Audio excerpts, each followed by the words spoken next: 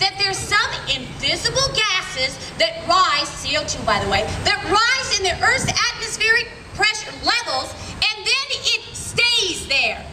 It doesn't do anything. It just stays there. And because it's accumulated so much because of all the industry and productivity that we have, and even actually cow. We got any people who knows anything about cows? Any Rand Gordon, do you know anything about cows? I know to stay away from them. But these cows, did you know that they were good? They took it out of the bill, which was really a smart thing, because I think we all would have had a revolution on our hands. They were going to tax cows, which really they're going to tax ranchers. And do you know what part of the cow they were going to tax?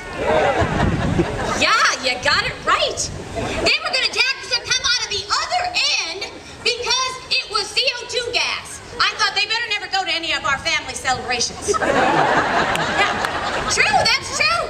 And so they finally couldn't pass out. They must have never heard about dinosaurs. Could you imagine if the EPA would have lived in the dinosaur ages? Can you imagine following around some of those T-Rexes? Come on, family, it is actually that silly.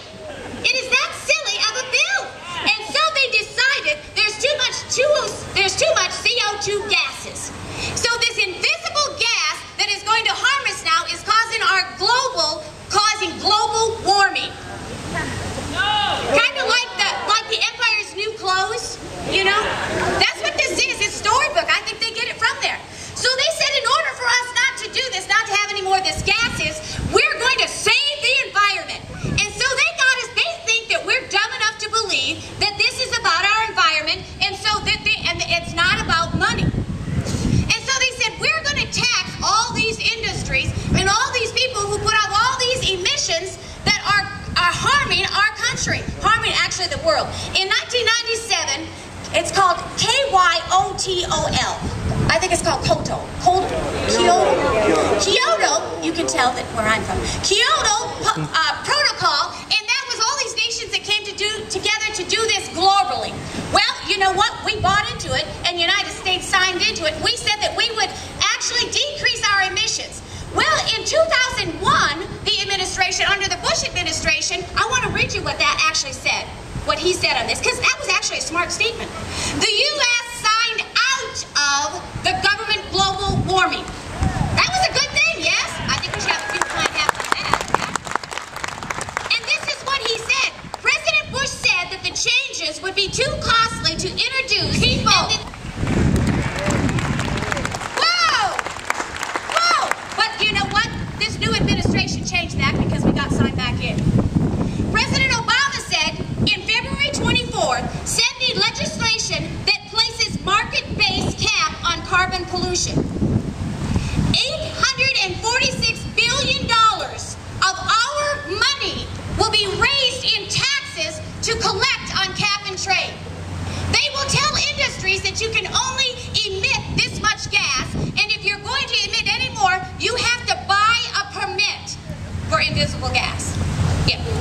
And so this permit will allow them then to put out more gases. So they're going to actually get a permit to continue to pollute. But this is an environmental bill. Hello, are you hearing me this morning? And so they continue to do this. What they're going to do then, the Wall Street, of course, they're all excited about it. Do you know why? Because they get to trade these permits. They get to trade you and I's money.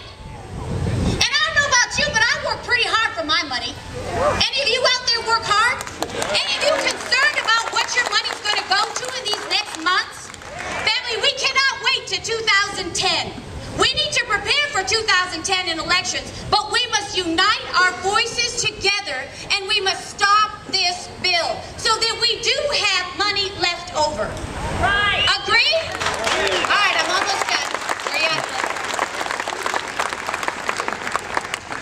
This bill, Senator Thune is joined with Senator James Inhofe. Did I say that right, Gordon? Okay. In calling for an investigation to the report of the Environmental Protection Agency, which is EPA. It happened prior to last week's vote, which pointed to natural causes for global warming. They're still trying to get us to believe that. Now, according to this 1,200-page bill, get a load of that. They send bills that are literally in paper form, 1,200 pages, but this is an environmental purpose. Think! Yeah.